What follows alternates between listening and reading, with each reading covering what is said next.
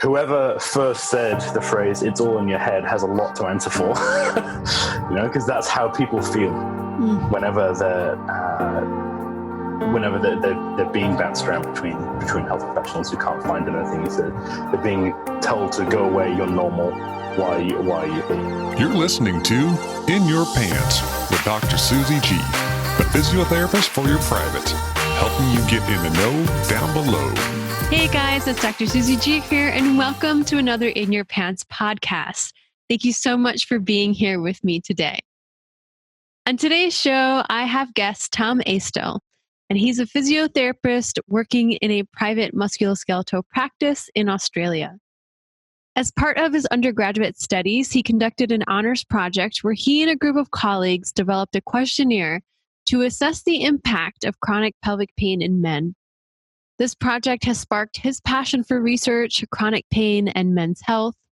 Tom is currently looking at various PhD topics in this area and is working on expanding his clinical skills to support his future research. You guys, this is such an awesome episode. Tom has shared with us his amazing research on the heart of the issue with men dealing with pelvic pain and what they really are going through as they seek help for their issues, validation for what's going on for them. We really talk about even Tom's own experience as a guy, experiencing issues of his own.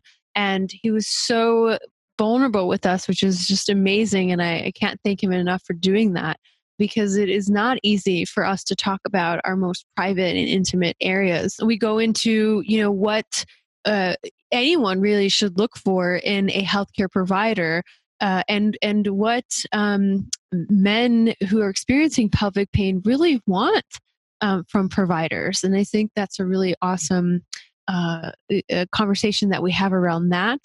And then we talk about, in general, some of the barriers for men seeking healthcare for pelvic pain. And Tom has been generous to share with us his research and the pelvic pain impact questionnaire for men, which I'll also have linked in the podcast show notes. So without further ado, this is one that you definitely don't want to miss. I introduce to you Tom Aisto. Tom, thank you so much for being here. No worries. Thanks for inviting me. Well, let's get right into it. And I always like to ask my guests of what interested you in getting into chronic pain research or pelvic pain research? I haven't experienced chronic pain myself, other than as a child. And it wasn't me, it was my mum. So my mum, when I was very young, I think around 3, she was in a car accident. So it was a hit and run accident where she sustained a whiplash injury. And so that then became very, very chronic, in lots of pain, medication, everything. And I think the first time I really started to understand the impact of chronic pain, and that's where my research is focused at the moment, is the impact of pain. Because a lot of people doing a lot of work into the mechanisms and rating pain and treating pain, but less so the impact that it has. And that's another area that I feel like we can do better with treating. And my experience with that is my mum. When I was very young, my granddad was teaching me and my brother how to do a cartwheel. And I said, "Mum, you have a go." And she said, "No, I can't because of my pain." And that was the first time it struck me that, this pain not only, it's not only mum just in pain at the end of a day and things like that. It's she's stopping doing things. She can't do the things that she wants to do. And so, I guess that's why I've always had a bit of an interest in it. And then when this project came along, it just seemed like a good fit. That's awesome. That's really great. And so because you transitioned from pain research to clinical work to treating people in pain, how did that all pan out for you? It's tough. Yeah. It's hard. People are in pain. It's all well and good knowing all the science behind it, and you can explain things 10 ways to Sunday, but you have I think getting the human side of it is just as important as knowing all of the research. You have to be able to read people and understand if the talk that you're having with someone, whether that's actually useful or not, and whether they're getting anything out of it. And sometimes you see this fog descend and nothing else is going in.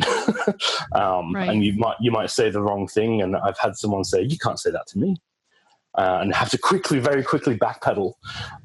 Which isn't easy to hear as even a clinician, right? Because there's a lot of, oh my gosh, am I helping or am I harming? And how do I kind of salvage that situation, right? Oh, absolutely. And you've got to very quickly be able to identify those situations and, as you say, salvage it. Mm-hmm. And so I find if you lose someone for whatever reason, then it's very, very difficult to come back from that. And so that's probably my biggest takeaway for transitioning from doing research to more of a clinical role. Is the people side is hard. It's very hard. Most definitely. And so how did you get into the topic of chronic pelvic pain in men? So I was in my undergrad, and I knew I wanted to study. I wanted to teach. So in every job I've ever had, I've always ended up doing a bit of a teaching role, and I love it. It's fantastic seeing that little light bulb go off, and yeah, it's good. And so I wanted to teach at a uni, and in Australia, it's very preferable to have a PhD. Mm-hmm. So to get a PhD, you either have to have an honours or a master's. So I wanted to do honours in my undergrad. I wanted to do something in pain, and I ended up speaking to the person who ended up being my supervisor, Jane Chalmers, and she said, there's this real niche in men's health physio, especially men in men's health physio, because there aren't that many of us. Mm-hmm. And so that became interesting for me. I started to look into the literature a little bit more and realized that there's not very much. It's all very, very biomechanical and didn't fit with my understanding of pain science, and sort of more of a biopsychosocial approach. And so I felt like there was some work that I could do there, and I felt like I could contribute to a field which needed it. Right. No, 100%. And I'm a huge advocate, as you know, for, being a voice for men who are experiencing pelvic pain, because it is very different than experiencing pain elsewhere in your body. It has much more meaning when we relate things to our genitals and our gender. Absolutely. And our roles in society and what culturally is expected of us, et cetera, et cetera. These conceptual constructs that are created in our world and how we interact with them. And so in your research and your experience, and maybe your own personal experience of, how does chronic pelvic pain differ in men versus in women, and other kinds of chronic pain as well? Big question. Let's unpack it. We have all the time in the world. Okay. So I think, let's put it this way. If we were to explain to an alien, who are you? One of the first things we would say is probably I'm male. And what makes me male? I have a penis. Mm-hmm. And so it's one of those things that most tightly ties to your identity. And there's going to be a lot of generalization in this. There's a lot of generalization whenever we're talking about anything gender. It's not always going to apply to everybody. It's a tricky, messy area because humans are tricky and messy. When something comes along that threatens that area, mm-hmm. as you said, it feels very important. It feels very dangerous to us. That combined with men are, again, broad generalization, men are typically terrible at talking about this stuff.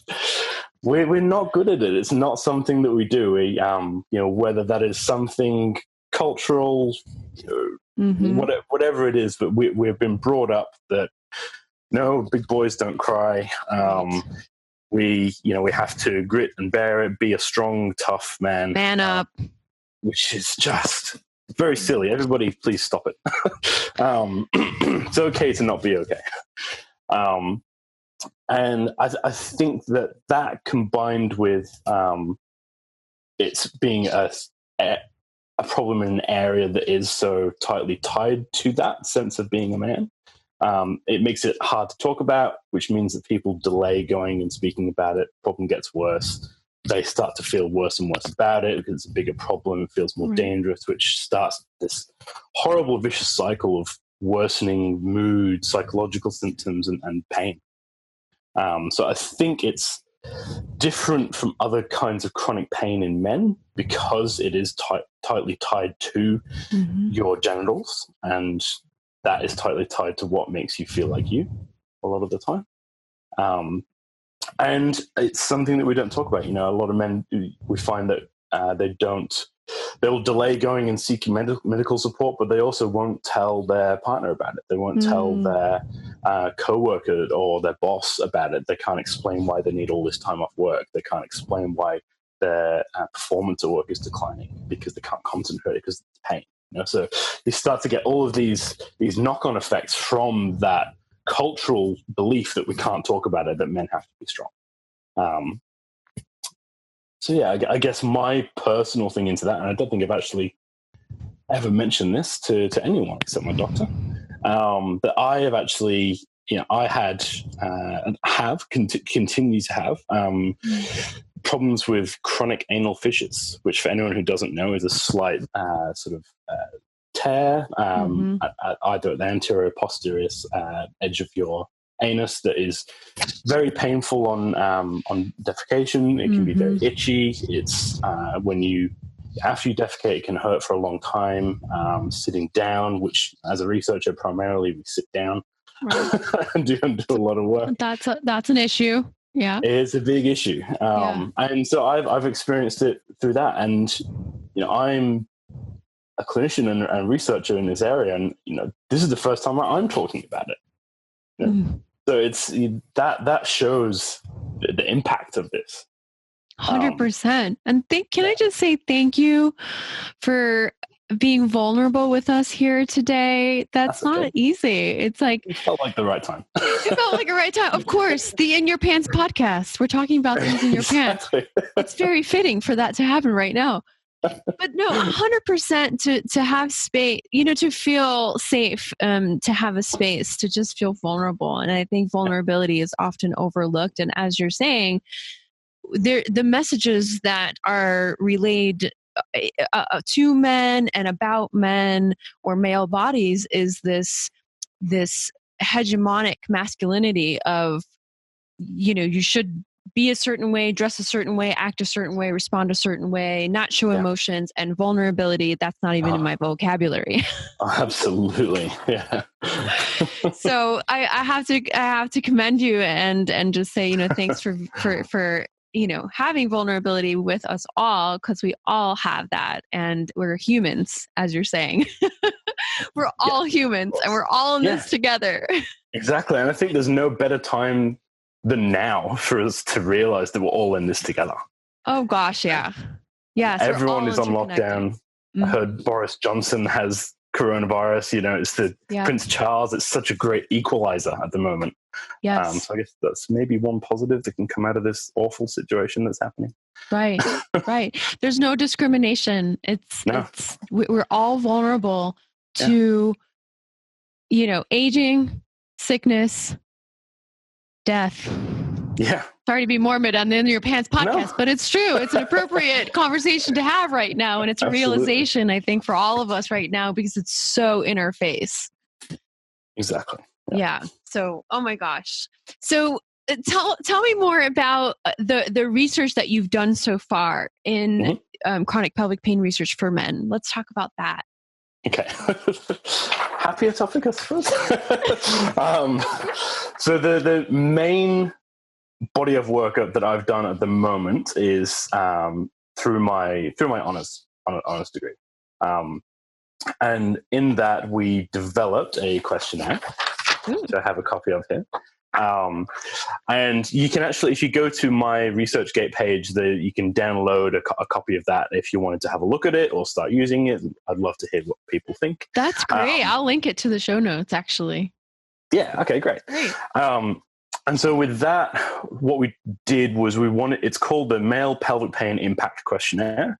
And the idea of it is to assess the impacts of chronic pelvic pain, not how much pain they're in, not what symptoms they have.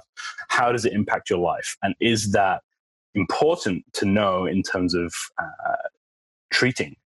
And it might help to guide a subjective exam. It might help to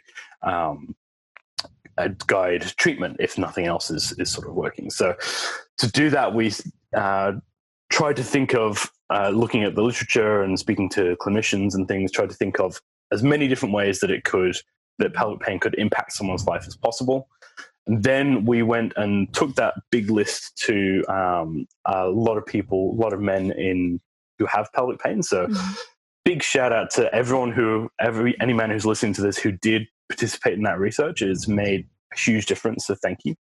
And so they helped us. We did sort of 3 or 4 rounds of surveys where we narrowed down until we got to a list of about 10 or 15 top impacts, the way that chronic pelvic pain impacts someone's life. So if we want to list it, absolutely, you read my mind. So the top 10. Number 1 by far and away is mood. And so I think in our first survey, it was 98.5% of participants selected some impact within that mood category. So to say that it impacts mood is a massive understatement, and it's the first and biggest thing that it affects. So that's feelings of frustration. It can be stress, sadness, fear, helplessness as well.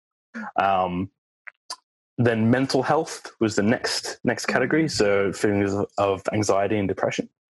It affects libido and arousal. If you imagine it's hurting down there, you don't really feel like doing anything with it. Not appropriate. Yeah. Which is completely a normal reaction, right? Like 100%. That's absolutely normal. That is your body doing the right thing. You're in pain. It suppresses those functions. Your ability to take part in physical activity. So the things we've already talked about, you've got that constant nagging that's drawing your attention. You don't want to do anything else, and performance in anything else you do starts to suffer. So that ties into the next one, which is productivity at work, at school, home, university.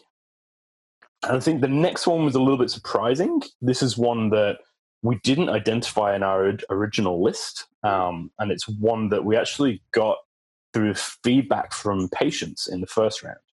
And that is mistrust of health professionals. Oh, do tell more. Interesting, right? Yes. Yeah. Let's unpack that. Yeah. So I think where that's coming from, actually, can we come back to that? I'll just go through the others. Absolutely. And then because I feel like we'll spend a lot of time on that.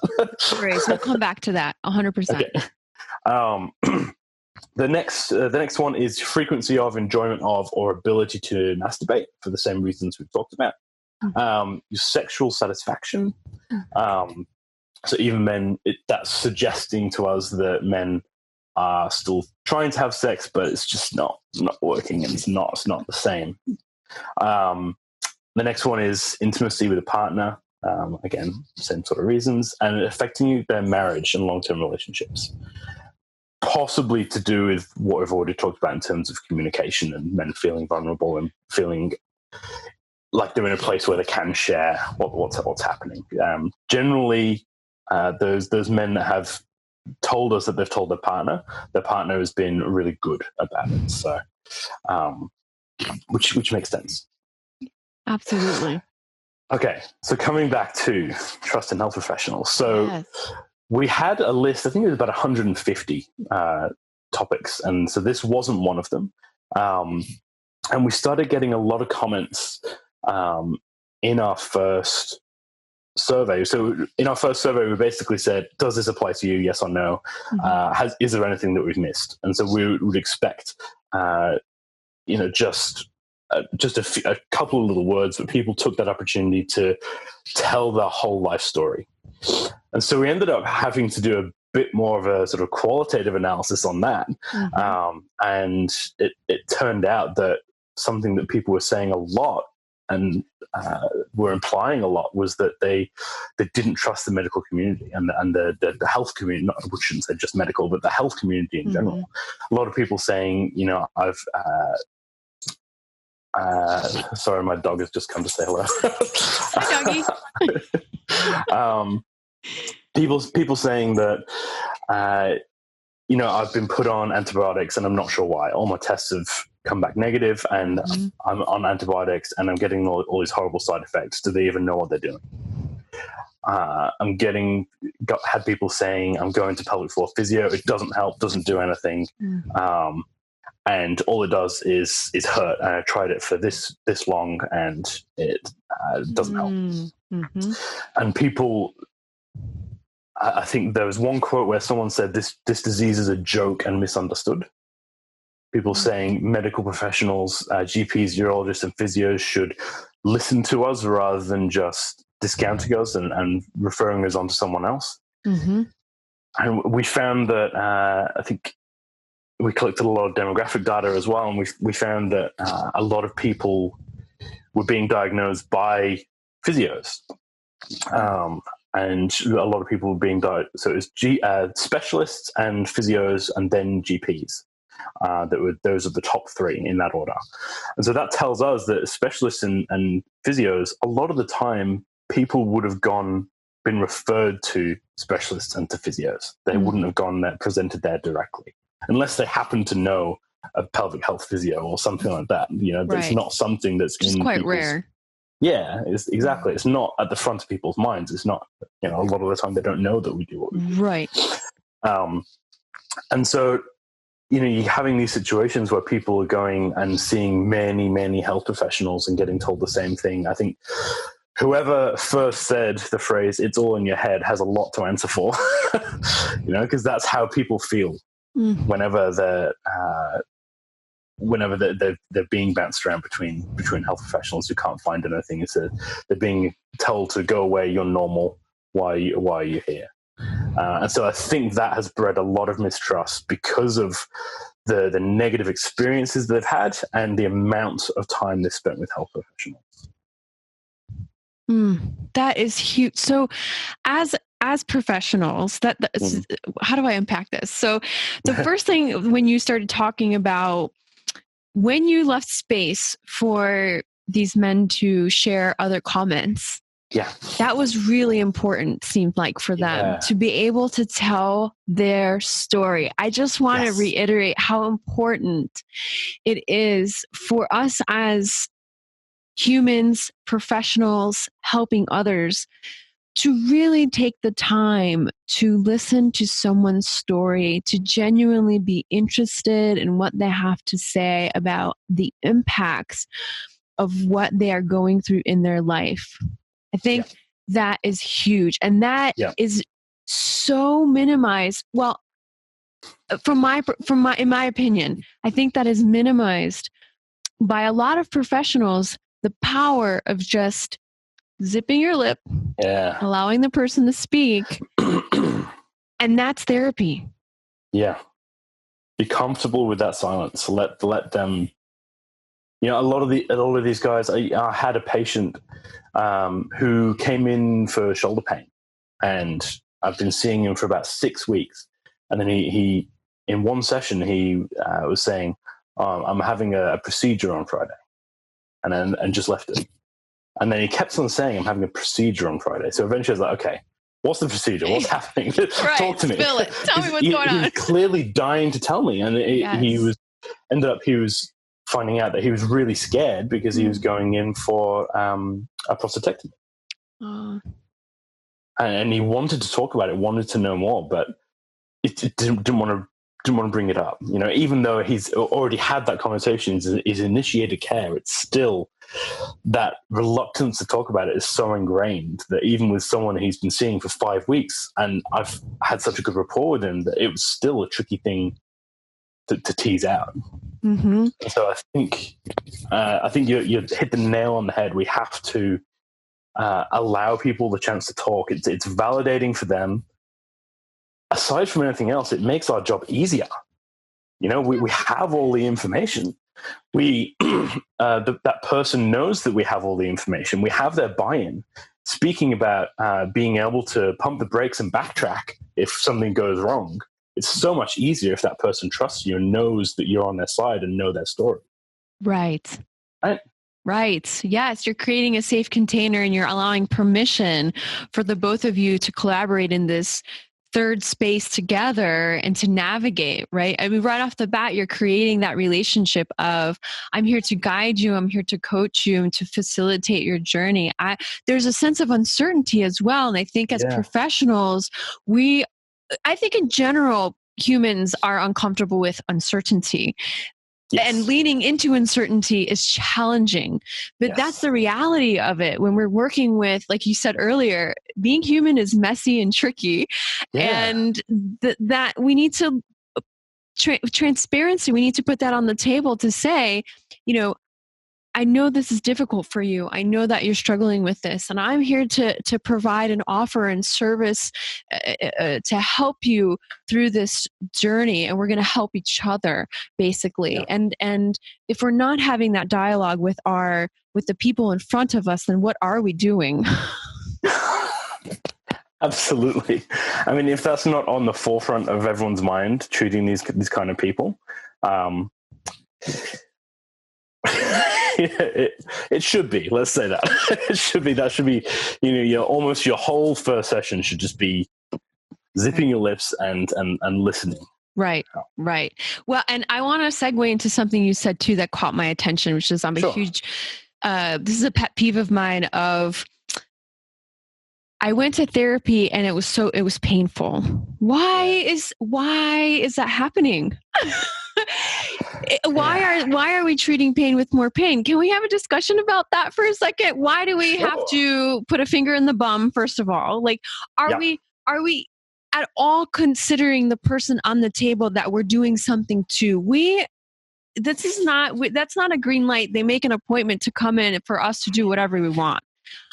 Absolutely. We're violating that person's safety. We're violating that consent to be like, what would you like to have happen? Are you comfortable with an internal examination? I mean, I'm speaking for, the cisgendered male here, who may or may not feel comfortable with certain procedures, right? I mean, we all know the prostate exams. Yeah. There's some reservations around that, right? I mean, which now turns out after decades of doing it has very limited validity. Right. Right. And so as therapists, as physios, I'm questioning, what are we all doing in there when we're sticking a finger in the bum? What are we looking for? How are we, when we're helping someone, what is it that we're doing? And what is the outcome of that intervention? Like, are we doing more harm than good? And I think we really need to ask ourselves these questions when we're trying to serve someone or help them through difficult situations, because I feel like sometimes we might be taking steps in the backward direction, particularly if we're just creating more pain and discomfort and triggering those threat detection systems. Yeah. Do you know what I mean? These people come in and, they've reached a point where whatever is happening that they feel is happening to them. Right. There's something happening to them. And that has reached a point where that is more important than the social standard of not going in and being vulnerable and talking to someone about your private parts. Yeah. And so you need to, the first thing that we need to be focusing on is de-escalate. Calm everything down. Mm-hmm. Everything is tight and sore and is scary. You putting hands on is scary. And so you're exactly right. We need to be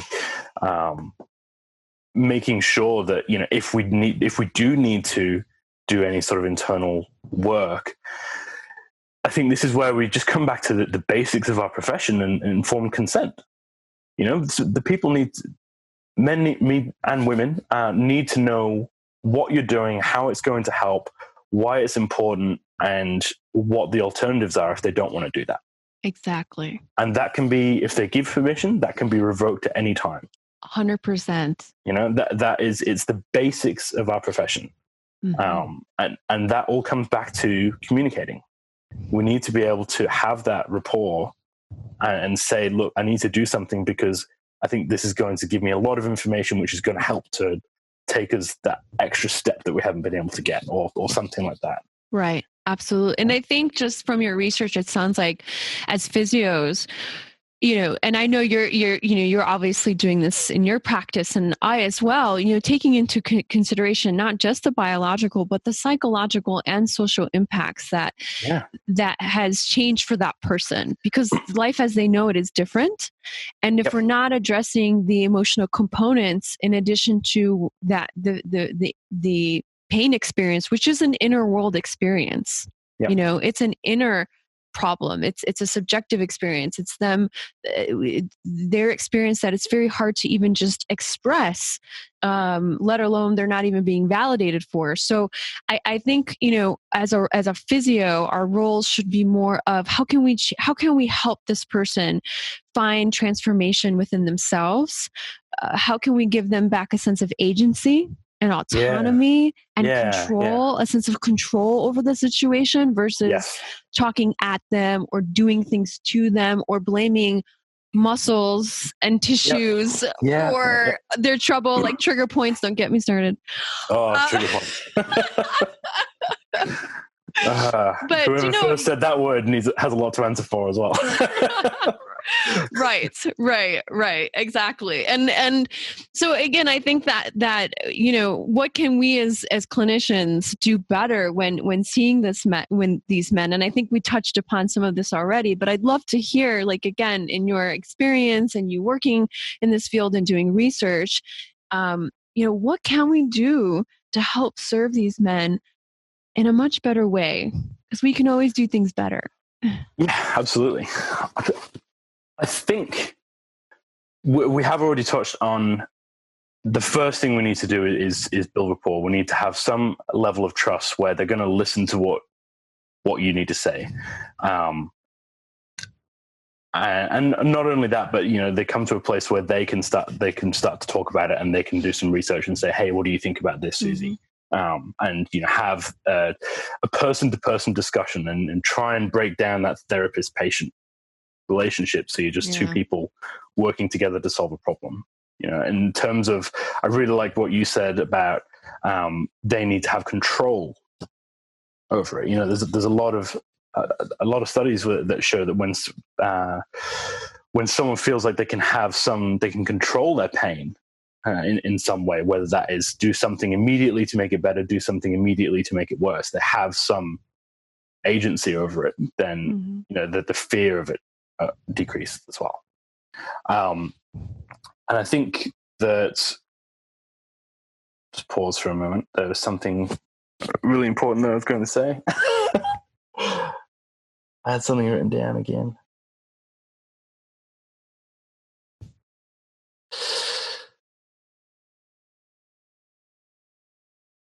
I can't remember. Okay. So basically, to answer your question, what can we be doing better as clinicians? I think the first thing that I think everyone does quite well is reassuring them.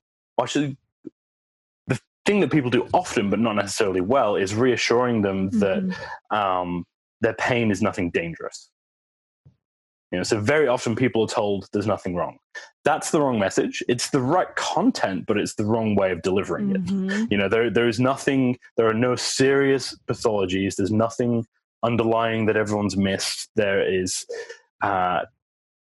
there's nothing that's going to necessarily get worse. And I think that's an important message if it's followed up by, here's what we think is happening. So I think that second part of the explanation is something that is missing a lot of the time. Very valid point. Yeah, not just leaving them, high and dry of, well, there's nothing wrong. So, okay, because they've been told that already. Exactly, yeah. You're no any better now. Anything you want to do after this is going to be like... And I think it's just, if we can do as much as we can to understand them, that's the main thing that we can be doing. And I think in terms of looking at today's current situation as an equalizer again, people are at home, they're not being as productive, they feel socially isolated. And that's a great analog for what is happening with men with pelvic pain, right? Yeah. Mm-hmm. Imagine if that was just happening to you and nobody else believed you that was happening to you. Mm. Now, that's how these guys are feeling a lot of the time. And so we need to break that down and say, hey, look, I understand. I get it. I see what's happening. This must be awful. Let's figure out why this is happening and try and work together for a solution. And I think steering them away from their focus on symptoms and diagnosis and pathology, which is focused on a lot. In 90% of our interactions with healthcare, there is a problem, someone does some test and they find the problem and then they apply treatment and it works. That breaks down in pelvic pain. That does not happen, because there's too many structures all in the one place that may or may not be involved with the pain. The pain, it might be something else entirely. It might be, most of the time you find nothing wrong in that place. So we need to try and shift focus away from symptoms and diagnosis and towards treatment. And I think that's something that we can do a little bit better. And so what should, I think, a plan, or just generically, and I know in an individual multimodal approach is typically best, but in general, what should, if a man is seeking help, right? Because we know not every therapist has this knowledge or understanding or works in the way that we might, right? So what should that person be looking for when seeking help from healthcare professionals? Am I speaking to the men who are in pain here who haven't sought help yet? Yes, or that have sought help that wasn't very helpful. Okay. And they're just looking for something that's really going to work with them to help make life bigger. Okay. So I think the first thing, this isn't really answering your question, but I think is an important point. The first thing that a lot of men do is go online and look for help. All the actual medical information that's online so far is not great. It's very sort of biomedical, focused on pathology, things like that. There aren't many great patient-facing resources which adequately explain what might be happening. And so a lot of people then end up going to forums where a lot of men are experiencing the same thing. And these tend to be full of men who's typically are quite far along down the track, have often understandably pretty negative viewpoints on this treatment didn't work, nothing has worked, I've been to this specialist, this kind of specialist, this pelvic floor physio, and it hasn't worked. And then it's that kind of person combined with someone saying, I can cure your pelvicpain.com, who's then selling the cure-all treatment and giving people false hope a lot of the time. So I think that those forums are useful for a sense of connection, but I wouldn't be taking any medical advice from those forums, because people who get better don't go back to those forums. Right. We never get our patients coming back once they're better. Once they're better, they stay away from us. Exactly. You don't hear from them, fine, and I'm like checking in, like, you okay? Yeah, actually, I'm doing great. Oh, okay. Yeah. I'm just wondering.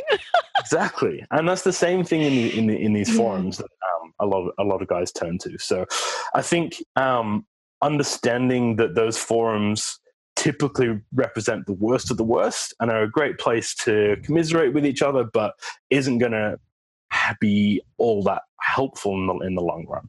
There are some good forums. I know Carl Monahan. He runs some fantastic ones where it's very sort of evidence-based, and he gets people who have recovered coming back and talking about their experience. And that is generally a lot more helpful if you can find those sort of forums. And so what was the question you asked me was? What should men be looking for when they're searching for a health professional to help them navigate the situation? I think finding one professional you feel like believes you, even if they don't understand it. If you have a good rapport with them and you can say something and they will listen, and they might go away and do some research to find out more about it, that's great. That's half the battle right there. If you're talking to a brick wall, nobody's being helped. And I think that don't write off an entire profession based on your experience with one person from that profession. Think about your daily life. You have good hairdressers and bad hairdressers. You don't go to a hairdresser and have a bad experience and say, don't go to a hairdresser, it's awful. Right. It's the same thing with GPs. It's the same thing with specialists. It's the same thing with pelvic floor physios. The phrase pelvic floor physio doesn't work irks me a little bit, and I get the frustration, but it's not the same. You and me would treat very differently, and you're a patient who might be fantastic with you might fail. I might fail them, and vice versa. And vice versa, yeah. And so I think it's important that if you find something that doesn't work for you, acknowledge that early on, and especially if it's the person that doesn't work for you. This, a lot of the time, this pelvic pain develops over many months and years. We had someone saying they've had pain for over 25 years. We have the majority of people in all our surveys have had pain for more than 2 years, and I think it was about a third had pain for more than 10 years or something like that. It's the amount of time these people are in pain is huge, and I think that expecting that to go to a clinician and that to disappear quickly is not helpful. So I think finding someone that you get along with, that you feel comfortable being on a long journey with, is the most important thing. Even if they don't have all the facts and they don't know exactly what's happening, they don't seem to be as informed on the issue as you would like. If it's someone you trust, I think that is much more important, because that person is going to go and do that research and find someone who can help and put in good referrals, and they're going to be, you need someone to sort of be an advocate with you, really. I love that. It's power with, not power over. I love it. That's really great. Well, and I wanted to kind of just circle it back to your own experience, of what you've been going through. And this might be a personal question. Feel free not to answer if you don't want to.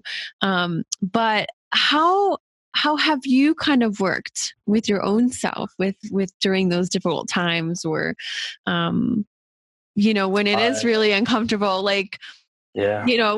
how have you worked with your own self? I have been a terrible patient. Why do I hear that from every single health professional that I talk to? I'm a terrible patient. I say that as well. So I'm going to own it. Okay. But no, we'll go into it now, because I think it's important that people know that we have the same experiences. Yes. No, we're not superhuman or anything. Right. By any stretch. So my experience, I had pain and bleeding on defecation for a long time. I'm going to say more than a year. And to the point where my wife eventually said, go get this looked at, and booked the appointment for me, which again is a common theme that came up in our research. Is the partner being the one driving it a lot of the time. And so I did, and I went to see my GP, who thought it was probably anal fissure after doing a digital exam, and then sent me to a specialist who did another digital exam and came to the same conclusion, who then booked me in immediately for, although there were no signs that it was anything sinister, booked me in for a colonoscopy. Plus or minus, I forget what the term is, but basically where they make an incision of the external anal sphincter to loosen it. Mm-hmm. And this was, it was a colonoscopy plus or minus this procedure as well. And I was like, hang on, no, I'm not okay with that. We need to be, if you find something, I want to be consulted about it before we just go ahead and start cutting things down there. Right. Going back to consent. Yeah. And options. Exactly. Yeah. And I actually didn't end up going and having it done because my symptoms started to subside with just some advice. Eat more fiber, I think things like that. And symptoms started to subside, and it became not as important anymore. And I think a guy called Craig Allingham talks a lot about this, where, if something, men have these filters where how dangerous is something and how dangerous is it to me? And although chronic anal fissures can be signs of sinister pathologies, as soon as symptoms started to subside, it was no longer dangerous to me. So back of my mind. Until it starts to reoccur. And then I think, I should really go do that again. And so it's, and the classic male patient who's avoiding treatment based on what I think is important to me and relevant to me at the time. So I should go and get it done. But in terms of my experience, when I am having the flare-ups, it is, almost constant. Most of the day, there's either the itching or the pain, and I don't want to walk for long distances. If I sit and be completely still, usually it's okay. If I'm not completely still, then I feel this niggling, and it's very annoying. And yeah, I guess that's my experience. And I just start to eat more fiber again and wait for it to go away. And yeah, how do you work with that? I think on a psychological level or mentally, because I'm sure, and I've had my experience as well. Speaking of vulnerability with hemorrhoids and fissures as well, and all that fun stuff that comes along with it. And I'm just always curious to kind of tap into what goes on in someone's mind of how do I work with that? Because it is uncomfortable, and there's figuratively and metaphorically speaking, kind of sitting with it, as things change, right? Because things do change, but it's how do you work with that internally? And again, I know this is a very deep question, so feel free not to answer if you don't want, and I'll completely omit it from here. No, it's fine. Look, I think, when you have it for a while and it's not going away, and it is scary. Even though I know I've had it before, what if this time's different? And I start to look at those articles again, start Googling like crazy, Dr. Google, and it always tells you have cancer. Right. Right.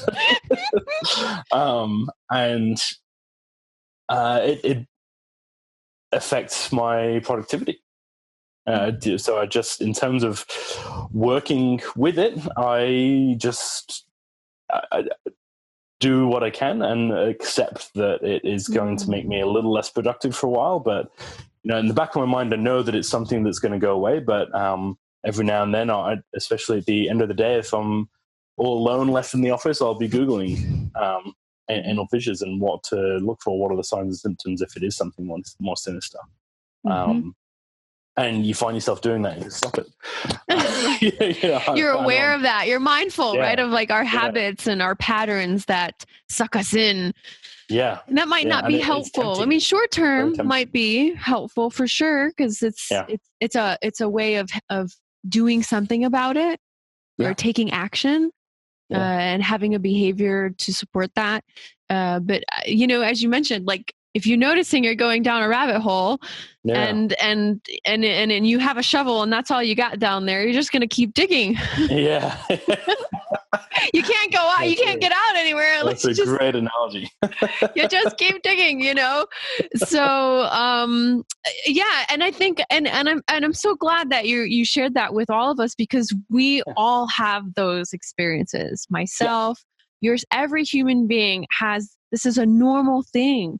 Yes. I'm normalizing these reactions and these feelings and the aversion to uncomfortable and unpleasant feelings and sensations and emotions.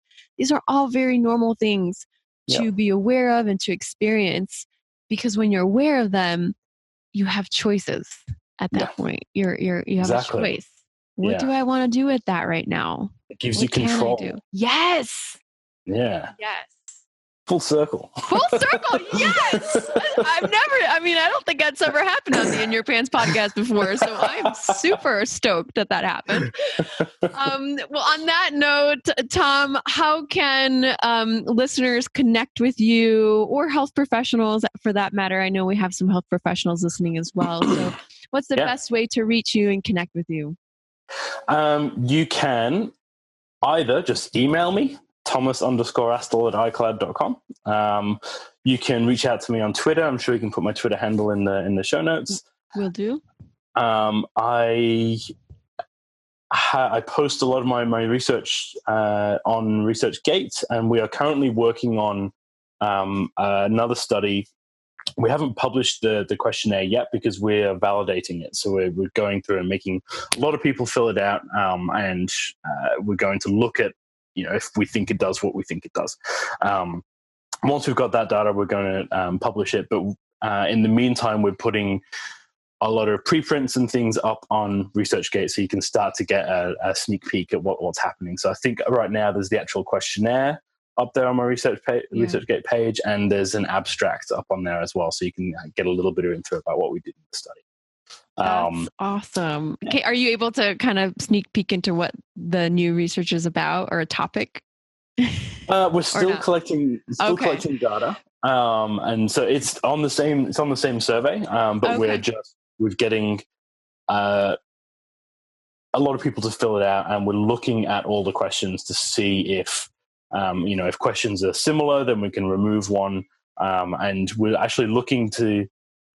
Depends on how much data we get, but I'm hoping to be able to see how it performs compared against other questionnaires like the chronic prostatitis symptom index, which is used really commonly and things like that. So I think if we can get that data, then we can say, hey, do these two things, and it's going to give you this information that allows you to do this. That's fantastic. So I want to do stuff that people can use. There's a lot of research out there that it's very cool and good knowledge, but isn't that applicable a lot of the time. So I got into this because I found it's an area that I feel like some good work can be done that people can use, and we can help people. And that's what I want to do. I want to do something that people can use right away. Oh, that's so great. And that's awesome. Thank you, Tom, for all the work and that your team and all you guys are doing out there to help, this patient population. And I mean, just really you're transforming healthcare, and you're really kind of transforming lives with all the work that you're doing. So thank you so much. Yes, no, 100%. Thank you so much. And to all of our listeners out there, thank you for listening and supporting the podcast. As always, in loving wellness for your pelvis. This is Dr. Susie G signing off. Until next time, my friends. Take care. Thanks for listening to today's episode. Be sure to head on over to drsuzieg.com, where you can get more information, show notes, and related articles on today's topic. Also, if you like what you're hearing, head on over to iTunes, subscribe to the podcast, and leave us a rating and review. We'd love to hear feedback. Thanks again.